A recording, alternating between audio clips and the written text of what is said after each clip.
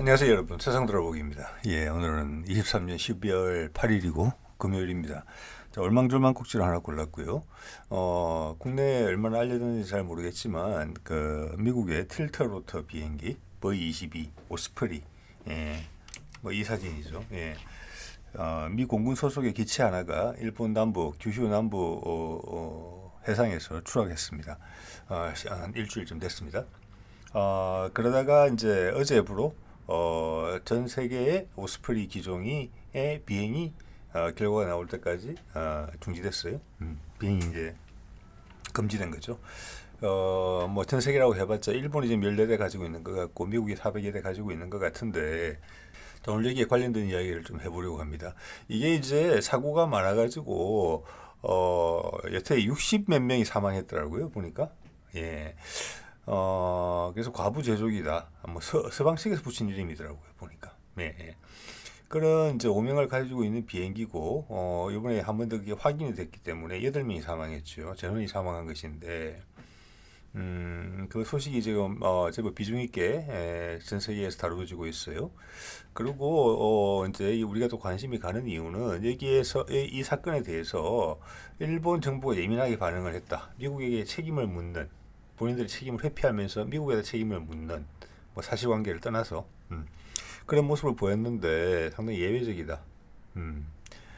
그런 모습, 그게 왜 그럴까라는 부분을 한번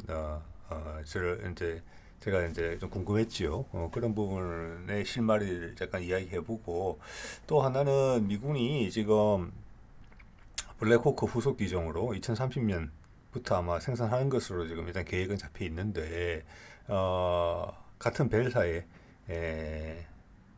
그 틸트로트기를 선정을 했죠. 이거보다는 작죠. 이거는 뭐 제가 보니까 한 50명? 그래서 40에서 50명 정도 탑승할 수 있는 수송기고, 그 블랙호크 대체 기종은 뭐 한 9에서 10, 뭐 이 정도 탑승하는 기체죠. 그렇지만 같은 회사의 같은 특징을 가진 기체다.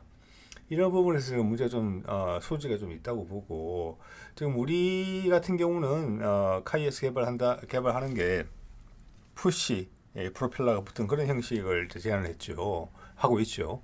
미국도 결정하기 전에 그 경쟁 상대의 시콜스키 이거는 우리하고 같은 방식을 채택했더랬어요. 근데 여기 떨어지고 이런 틸트로트 방식을 선택했는데, 그런 거에도 영향을 좀 줄 수 있겠다. 또 제조사도 같으니까. 자, 이런 부분들이 조금 궁금해지는 부분이에요. 한번 살펴보겠습니다. 자, 이 기종은 주로 미국 해병대에서 사용하는 기종이에요. 왜 해병대는 항공모함이 없고 우리말로 하면 독도함, 마라도함 정도가 있거든요. 그래서 일반 수송기가 앉을 수가 없어요. 이착륙이. 그래서 일반 수송 헬기로는 작전 반경이 너무 짧고, 그래서 이게 딱 맞다고 보고 이걸 산 것 같습니다. 이게 상당히 비싸요. 엄청나게 비쌉니다. 상상외로. 뒤에 좀 말씀드릴 것이고, 그리고 미 공군에서는 지금 이게 해당 공군 기체고, 이게 이제 이번 사고 난 기체고, 해군도 좀 쓰고 있고, 일본에서 14대를 구입했죠. 총 17대라고 자료에 나와 있는데, 아직 세대는 못 받은 게 아닌가 이런 생각이 들어요. 근데 일본이 왜 이게 대해서 예민하냐? 이런 부분도 한 말씀 또 드려야 되겠죠. 사고 난 정황에 대한 게 위키피디아에 아주 신속하고 정확하게 표시되어 있더라고요. 전달이 되어 있더라고요. 잠깐 보여드리면은, 이 사고 난 기체가 제353 뭐 특수전 사령부쯤 되겠죠. 특수전단이나 거기가 지금 이제 야쿠시마라는 섬 옆에 1km 해상에서, 섬에서 1km 떨어진 해상에서 추락했다. 11월 29일 날 8명이 전원 사망했다. 이 비행기는 도쿄에 있는 기지에서 오키나와로 가는 도중이었다. 날씨는 화창하고 시야는 아주 좋았고 바람도 거의 없었다. 즉 기상하고는 무관하다. 이런 게 되어 있는 것이고, 2명의 시체는 지금 찾지 못했는데 일단 사망으로 발표가 된 것 같아요. 네. 그래서 목격자 이야기가 잠깐 나오는데 보면은, 비행기가 추락 전에 뒤집혔다. 뒤집힌 다음에 엔진에 불이 붙었다. 그래서 폭발했다. 추락했다. 뭐 이런 이제 관찰 정거자 정언이 나오고 있어요. 그래서 불이 붙기 전에 비행기가 뒤집혔다는 부분이 있는 것 같아요. 예, 그리고 다음에 불이 붙었다 폭발했다 뭐 이런 것 같아요. 그러니까 이게 뭐 갑작스러운 게 아닌가 이런 생각이 들어요. 이게 뭐 비상 어디에 보면 뭐 비상 착륙을 하려고 했다 하는데 그런 것 같지가 않거든요. 지금 상당히 갑작스럽게 일어난 일인 것 같아요. 예. 자, 이거 뭐 야쿠시마의 위치죠. 가고시마 바로 남쪽입니다. 해상이고. 예. 자, 이거는 사우스차이나 모닝포스트에 나온 기사인데 관련해서 여기 보면 예비조사 결과 기계적 문제인 것 같다. 예비조사인데 이렇게 정확하게 세계 언론에서 실어 나른다는 것은 그만큼 원인이 뭐 조종사의 실수 이런 게 아니고 아까 말씀을 드렸고 순수한 기체 결함인 것 같다. 그런 게 거의 확실해 보이기 때문에 이렇게 뭐 보도를 할 수 있는 게 아닌가라고 제가 짐작을 해봐요. 예. 그래서 이제 어제 모든 기체 무기한 비행 중지, 모든 기체 뭐 나라라고 해봤자 두 나라밖에 안 되죠. 일본하고 미국. 예. 그래서 이게 이제 조사에 들어갔고 한 일주일 정도 고민을 한 것 같아요. 미군 측에서 여러 가지 이유로 고민을 했겠죠. 예. 자, 보겠습니다. 자, 이거는 일본의 관방장관, 마츠노 관방장관이 미국의 책임을 묻는 장면입니다. 미군의 오스프리가 불안한데, 그것은 그런 신호를 봤다는 거예요. 일본이. 본인들이 운용하고 있는 오스프리에서 받건, 아니면은, 일본 내 운용하고 있던 미군 오스프리가, 뭔가 아슬아슬한 부분이 있든지 해서, 그런 걸 인지하고 미국 측에다가 이거 비행해도 괜찮냐라고 여러 번 요청했다. 근데 미국은 그게 답변을 하지 않고 무리하게 운행을 감행하다가 사고가 났다. 이런 취지로 이야기를 했어요. 이게 이제 예외적이라는 거죠. 지난번 F-35 떨어져서 조종사 사망하고 일본 소유 했을 때만 해도 수많은 고장건이 있음이 이제 발견이 됐고 국회에서 의원들의 질의에 담당자가 그 내용을 밝힐 수 없다. 이렇게 하면서 미국을 감싸줬던 부분이 있었어요. 로켓 마틴을 F-35에 대해서. 그런데 이거는 본인들의 기체도 아니고 미군 소속이고 일본의 사망자도 나오지도 않았어요. 그런데 이렇게 예민하게 반응하는 것은 이유가 있다. 일본 여론이 이 기체에 대해서 상당히 불안감을 많이 가지고 있었다라는 것이 이유입니다. 예. 미국 측의 지금 반응을 보면은 제가 뉴스에서 잠깐 나오는 이야기라 공식적으로 그런지는 모르겠습니다만은 공식적인 요청이 없었다고 부인을 했어요. 이 이야기를. 그러면 요청을 안 했다 이렇게 볼 수도 있고 내지는 비공식적으로 요청을 했다.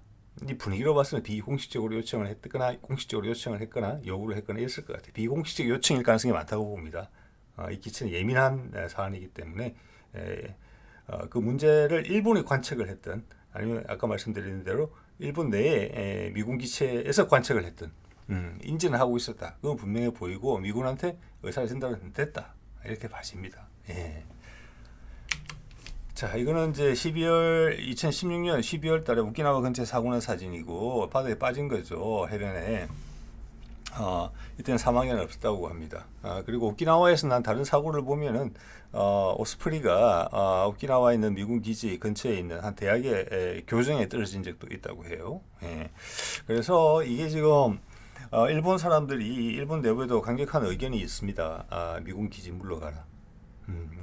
많은 범죄들이 발생을 하니까. 자, 그런 이제 시비가 있을 때마다 등장하는 단골.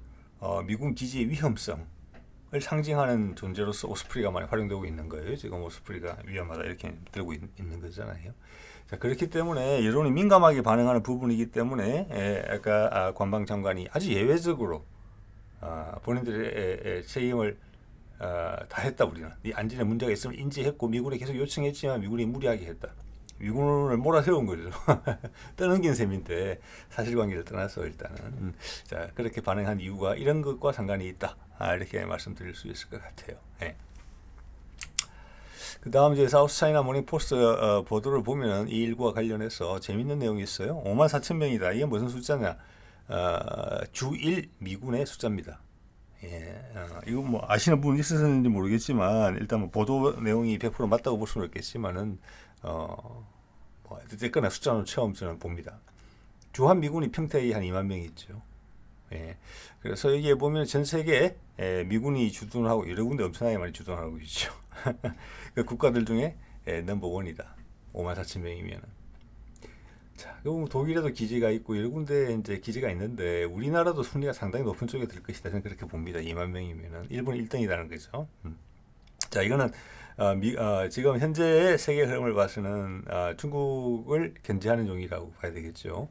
요코하마 항이 또 미 7함대의 또 모항이기도 하잖아요. 자, 오키나와까지는 일본 땅이니까.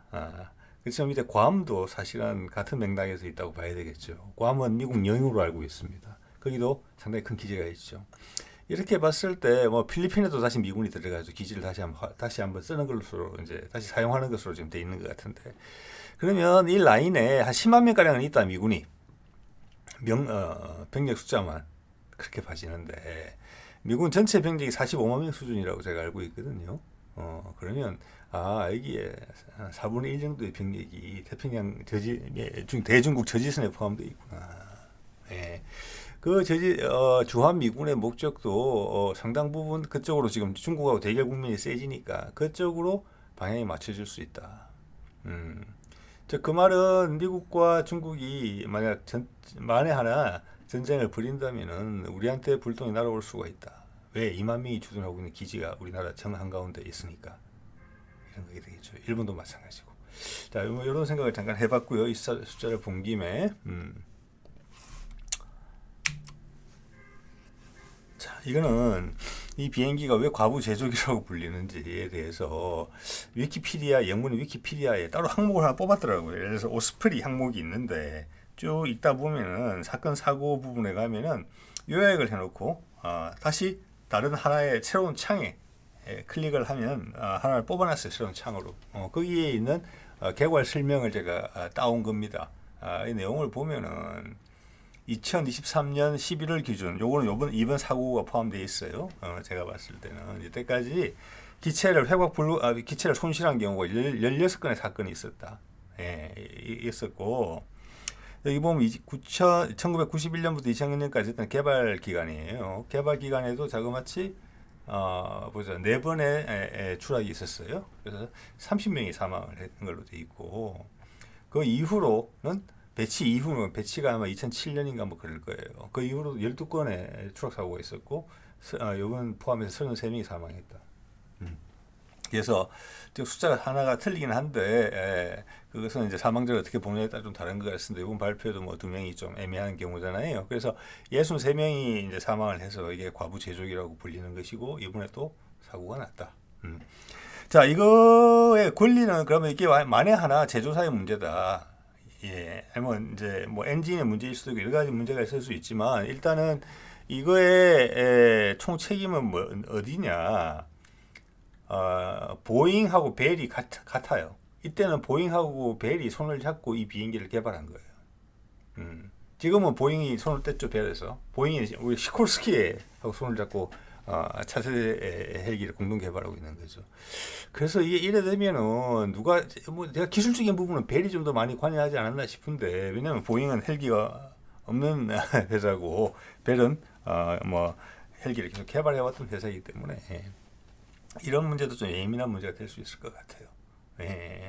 왜냐하면 차기 기동 헬기 2,000대, 3,000대 가량 되는 것을 지금 벨의 기종으로 선정을 한 상태니까 그것도 틸트로트이기 때문에 다시 한번 들여다보지 않을 수가 없을 거예요. 제가 봤을 때 미군 당국 입장에서는. 자, 이 정도 보시면은 이 정도 사고가 나면은 과부 제조기다. 그래서 많은 여러 언론 보도들에서 봤을 때 비행기 숫자, 이게 지금 비행기가 전체적으로 500대가 생산이 안 된 비행기거든요.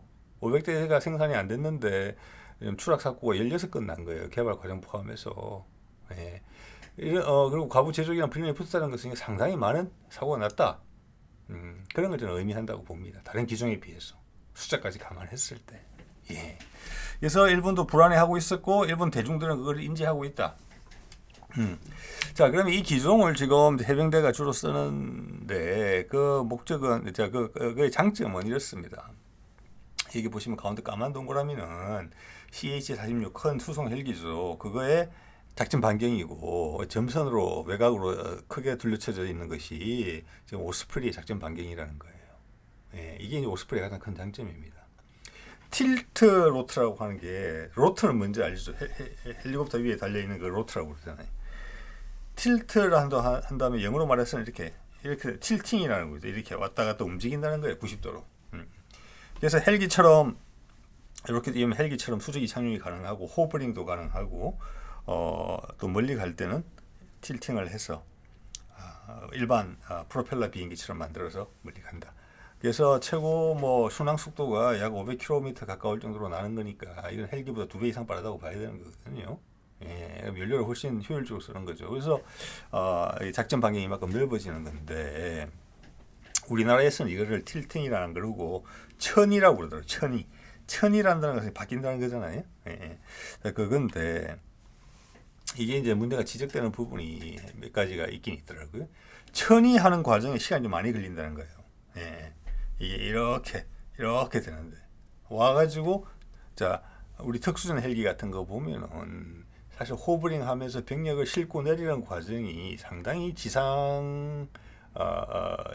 적의 입장에서는 상당히 상대방을 헬기를 요격하기 좋은 시점이거든요. 그걸 줄여야 된단 말이에요. 그래서 착륙도 안 하고 하늘에서 호버링 하고 있는 상태에서 착륙 여건이 안 돼서 그럴 수도 있지만 밧줄 타고 내려가고 그런 경우도 있잖아요. 그러고 재빨리 자리를 피해야 되는 거잖아요. 네. 그런 데서 일반 헬기보다 오히려 불편하다 그리고 위험하다 시간이 많이 걸리기 때문에 예. 그런 게 약점으로 좀 지적이 되어 상당히 중요한 약점이죠. 어떻게 보면 예.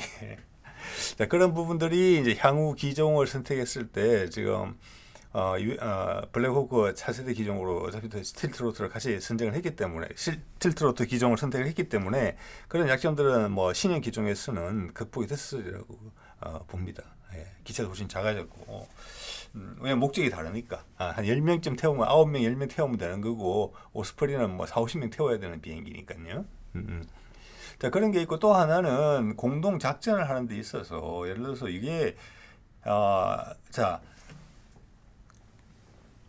우리 독도함이나 마라도함에서 해병 병력을 태우고 먼 길로 이동을 한다.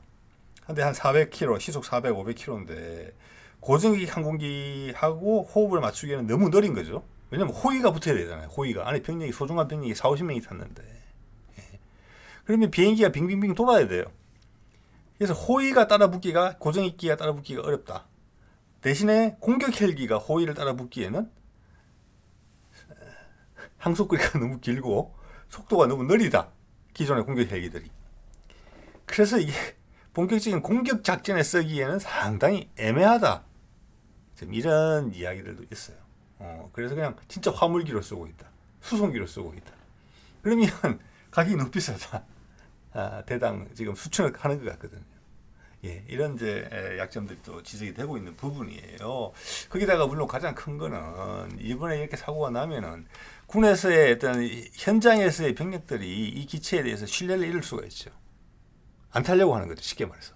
조종사들도 다 조종 안 하려고 하고. 그런 건 이제 큰 문제가 되겠죠. 예. 자, 장단점에 대해서 잠깐 말씀을 드려봤고, 그 다음은 마침 위키피디아에 보니까 가격을 유추해 볼 수 있는 자료가 있었습니다. 자, 인도네시아가 예전에 이게 이제 관심을 좀 표명했던 바가 있었던 것 같아요. 그래서 미국이 FMS 승인을 했던 적이 있었어요. 2020년 6월 달에. 그때 8대를 이제 살 수 있다 해서 판매 허가를 그때 했는데 실제 사지는 않은 것 같습니다. 지금 운영국 자체가 일본하고 미국밖에 없으니까 블락 C형이고 MV-22 즉 미국 해병대가 쓰는 기체죠. 그 8대를 얼마에 허가가 나느냐. FMS라 그러면 미국에서 미군이 구입하는 가격 그대로 해외에 판다 이거거든요. 우리도 저렇게 많이 구입을 하잖아요.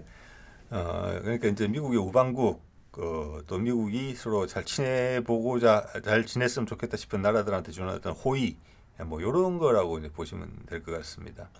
이걸 8대를 22억 달러, 22억 4천만 달러, 2022년도 물가로 지금 이거 1,300원으로 계산을 해보면은 대당 무려 3,700억 원이에요.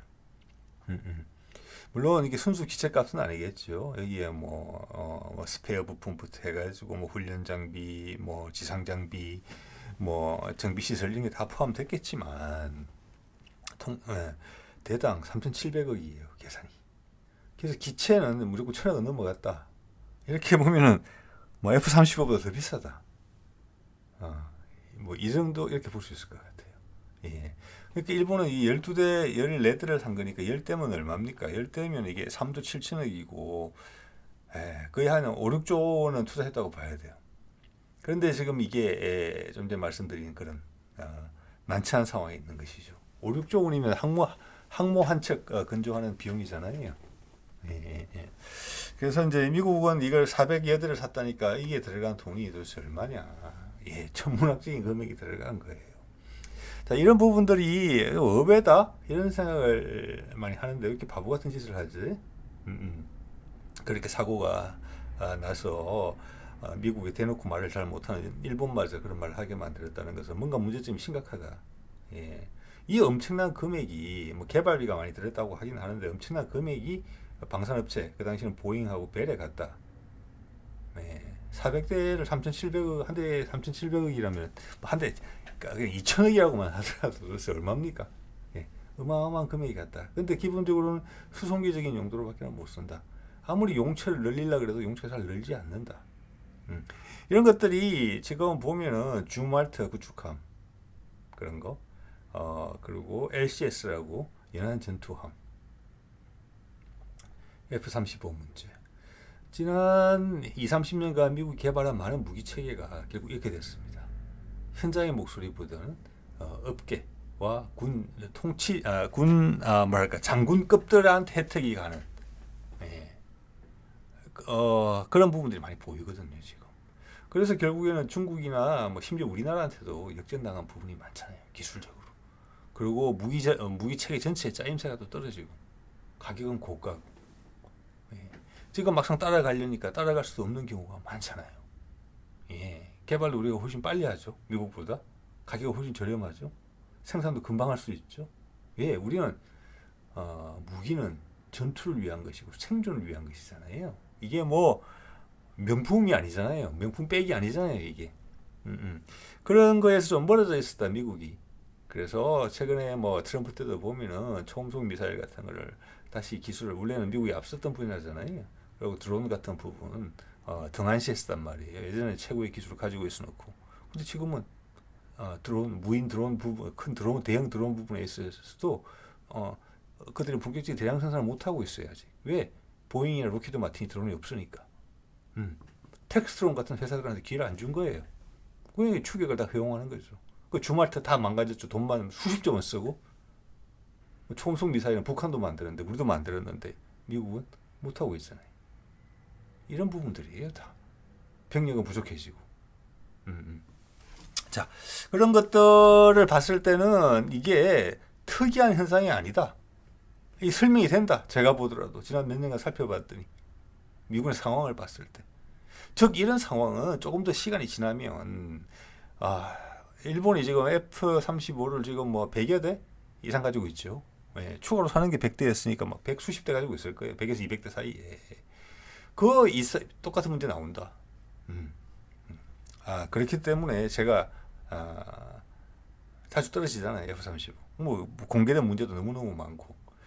그래서 제가 이제 우리가 추가로 20대 더 구입하는 것은 반대했던 부분이죠. 뭐 지금도 반대하고 있고 기회만 된다면 바로 계약을 취소해야 된다. 계약을 아직 안 했는지 했는지 아닌지 모르겠습니다만 그런 부분들 이야기하고 있는 거고 이게 트렌드다. 수십조 단위로 돈이 사라진다. 그러면서 미군의 전력은 약해지고 추격을 당한다. 그러면은 미국의 방산업체들은 이렇게 이야기한다. 이 무기 또 개발해야지. 저 무기 또 개발해야지. 그러면서 더 많은 세금을 걷어간다. 결과는 괜찮다. 정작 제대로 해보려고 했더니 해볼 수가 없다.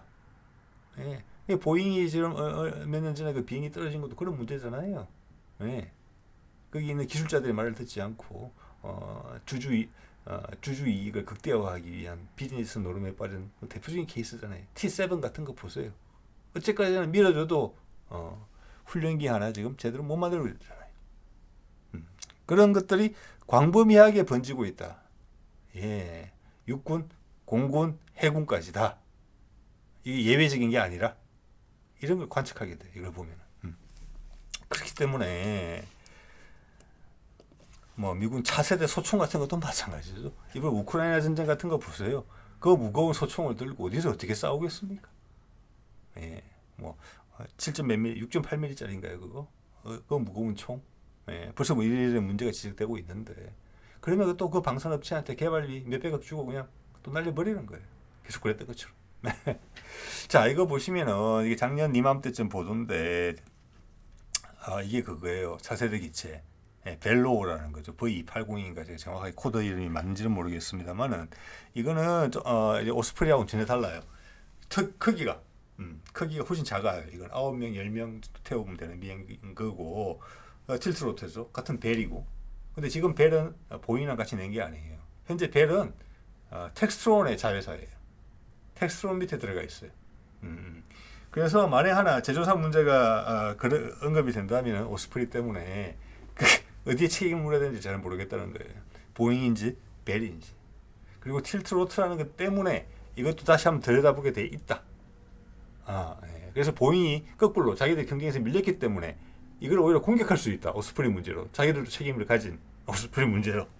이런 복잡한 상황이 연출될 수 있고 여기 잠깐 뭐 기술적인 부분에 대해서 잠깐 언급을 드려보면은 이게 오스프리랑 다른 점은 오스프리 같은 경우는 엔진 전체가 움직였어요. 이렇게.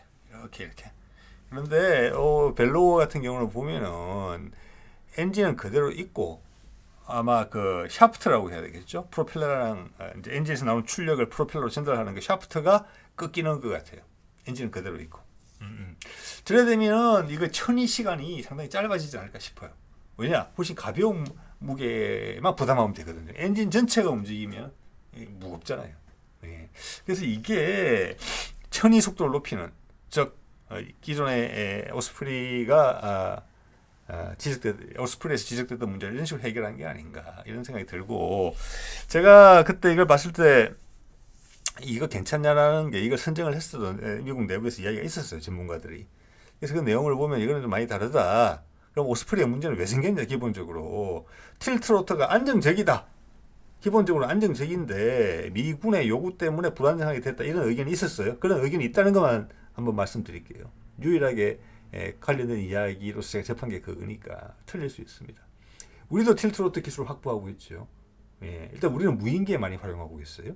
예, 이것을 유인기까지 하는 부분 내지는 무인기를 아주 크게 해서 사람이 태우고 다니는 하늘 택시처럼 쓸 거. 예. 그런 것은 미국이 이걸 어떻게 해결하는지를 잘 지켜보면 될 것 같아요. 이런 문제가 계속 생기고 있으니까 오스프리 같은 문제가. 예. 그 전문가들의 이야기는 뭐냐? 틸트로터가 안정성이 떨어지는 게 아닌데 이것을 이 그림 한번 보세요. 이거 해군에서 지금 이제 경납고에 넣기 위해서 가장 줄여놓은 형태거든요. 접고 이게 날개 자체가 돌아가죠 이렇게 비행기 길이 방향으로. 그다음 엔진 부위는 또 다시 접혀요. 이 상태에서 원래는 날개가 더 길었다는 거예요. 날개가 길었는데 해병대가 주 고객이죠. 거기에 요구 조건에 맞추려다 보니까 날개를 줄일 수밖에 없었다. 그래서 경납 공간을 더 최소한만 사용하게. 그래서 안정성이 떨어지게 됐다. 이런 설이 하나 있다는 거를 이 기회에 말씀을 드리도록 하겠습니다. 예. 자, 그럼 뭐 이거 이제 이렇게 되면 전 세계 보도가 다 됐기 때문에 어떤 결론을 도출하는지 상당히 이제 재밌어지는 부분이죠. 예. 그리고 지금 이게 보시는 게 좀 전에 벨로우한테 진 보잉 시콜스키 비행기입니다. 기술적으로는 이게 좀 더 단순한 게 아닌가 싶어요. 예, 동축 반전으로 해서 비행기가 한쪽으로 이렇게 기울어지는 부분이 없죠. 예. 그리고 뒤에 푸시로터가 있어가지고 빨리 갈 때는 빨리 간다. 이것도 500km 이상 나와요. 500에서 600km. 예. 그러면 이게 이제 오스프리보다 살짝 빨라요, 오히려. 수직 이착륙 바로 되는 거고. 근데 이게 지금 보잉이 이걸 할 때 준비하는 과정에서 미군의 신뢰를 잃어버릴 만한 행동을 여러 번 했어요. 추락도 하나 하고. 그래서 안 된 건데 지금 우리는 이런 형태를 지금은 선택을 한 거잖아요. 예. 이때 보시는 것처럼 미군 거랑 상당히 이건 미군 그림 아예 갖다 놓고 쓰고 있죠. 이 과제를 하고 있어요. 이런 거 개발하기 위해서. 예. 그래서 이게 지금 우리가 이 계획을 지금 하고 있는 것이 수리오는 지금 변속기를 국산화하는 과정을 하면서 이미 수리오는 향후 미래에 우리의 주력 수송기는 수송 헬기가 아니다라는 이야기를 동시에 하고 있는 거예요. 2030년대 초반에 가면 이거 내겠다는 거예요. 수리오는 지금 생산된 거 이상으로 더 이상 생산 안 한다는 거예요. 자, 그거는 변속기만 나오면은 기존의 변속기를 씁니다. 그걸로 업그레이드 하면서 고린도를 유지하겠다는 거예요. 그래서 지금 200대 한 300대 되는 거 그것까지 생산하고 끝. 그 다음부터 이걸로 간다. 그 의미는 뭐냐? 미래 전장에서 이걸 만들 때 우리나라 시장을 위해서 2, 300대 제작해가지고 수지가 받겠습니까? 안 되죠. 이걸 가지고 미국과 동시에 지금 차세대 헬기를 본격화하고 있는 것은 미국하고 우리밖에 없거든요. 거기서 맞짱을 뜨겠다는 거예요. 세계 시장에서. 예. 근데 다른 무기 체계 보셨고 아까 제가 미국의 군수 산업의 현황에 대해서 잠깐 어떤 느낌을 받는지 말씀을 드렸어요. 본격적으로 마음 먹고 덤비면 우리는 지금 LAH 그리고 미군 헬기를 조립하고 정비하고 그다음 수리온 한 만들어 보고 이거면 전 충분하다고 보거든요. 이걸 과감하게 선택하는 거예요. 과감이라는 단어가 중요한 거죠. 그리고 더 과감한 것은 세계 시장에서 차세대 헬기 시장 이게 이런 형태로 고정이 되면은 민수 헬기도 이걸로 다 바뀔 거예요. 왜? 아까 보셨죠? 작전 반경이 훨씬 넓어지죠. 속도가 빨라지니까. 그리고 이게 동축 반전이기 때문에 헬기의 특징인 호버링 이게 엄청나게 안정적이에요. 우리 카모프 헬기 소방 청에서 많이 쓰잖아요. 그게 장점이 그대로 그런 게 동축 반전에서 오는 장점이거든요. 기체가 안정감이 있는 것이. 자, 이래 되면은 지금 미국하고 우리는 전혀 다른 길을 갔어요. 그리고 2030년대 초반 되면은 거기에 두 다른 기종이 하나는 틸트로터, 하나는 동축 반전, 푸시로터가 전 세계 시장에서 격돌을 할 수 있어요. 그런데 이번에 오스프리의 세계적인 관심의 집중, 틸트로터에 대한 의구심의 증가, 그리고 대체로 시간이 많이 걸리고 지지부진한 미국의 개발 속도 이런 걸 봤을 때 우리 이 기체의 선정이 아주 훌륭한 선택이었다. 이런 말을 듣게 될 가능성도 조금 있다. 그리고 우리가 지금 개발하고 있는 여러 가지 무인기 틸트로터기에 부족한 점도 이번 오스프리 건을 보고 어떤 결과가 나온지를 보고 크게 참고해야 된다. 이런 생각이 이제 들어가는 것이죠. 네. 이제 이런 걸 보면은 우리가 2030년대에 미래 시장을 보고 무기 체계를 개발하고 있다. 예. 지금의 시장이 아니고 그런 면에서 우리가 아파치 헬기 같은 것을 더 이상 도입을 안 하려고 했던 거잖아요. 이걸로 하고 여기서 파생형이 나오겠죠. 공격 헬기형도. 예. 그 전까지는 LAH나 수리온으로 버틴다. 그래도 충분하다. 그때까지는. 자, 그렇다면 세계 추세를 쫓아가는 게 아니라 거의 같이 내놓겠다. 예. 이걸 그대로 전투기 시장에 적용을 시켜보세요. 똑같은 마인드셋이에요. 우리도 지금. K2 전차하면 K3 전차 우리 고민하고 있잖아요. 같은 겁니다. 함정도 KDDX로 가면 완전 전기 추진을 포함해서 차세대 함용으로 가요. 우리도. 무인 자산들 최대한 활용할 수 있는 것도 더불어서. 그러면 KF-21도 당연히 뭐 5세대, 6세대 가는 거지만 그 시장에서 기존의 주력, 서방권의 주력 기종, 그리고 러시아의 주력 기종, 중국의 주력 기종들과 경쟁할 수 있다. 라는 계획하에 디자인되고 진행되고 있다고 봐야 되는 거예요. 그 헬기가 우리가 지금 개발하고 있는 헬기의 모습이 그런 걸 헬기의 현황이 그런 걸 잘 보여주는 거예요. 자, 지금 보시는 사진은 그 과제 예전에 소개드렸던 우리 이제 차세대 헬기 개발을 위한 핵심 기술 개발 거기에 나온 사진을 그대로 옮겨드린 거고요. 자, 지금 보시는 사진은 저 오스프리를 개발할 때는 보잉 벨 보잉 오스프리였는데 지금은 텍스트론 산하로 들어가 있습니다. 말씀드린 것처럼 보잉은 시쿨스키와 손을 잡고 동축 반전에 푸시로터 비행기로 밀어 넣었다가 일단은 기동 헬기에서는 떨어졌죠. 뭐 공격 헬기는 또 어찌될지 모르겠습니다만. 그래서 이번 사안이 어떻게 영향을 미칠까? 그것도 이제 관심사로 보이죠. 예. 자, 그리고 마지막으로는 이게 예전에 오스프리가 항모에 착륙하다가 이렇게 추락한 장면이 있어요. 그게 영상이 돌아다니는 게 있길래 짧아서 끝에 하나 붙여봤습니다. 자, 오늘 이 정도 하도록 하겠습니다. 네.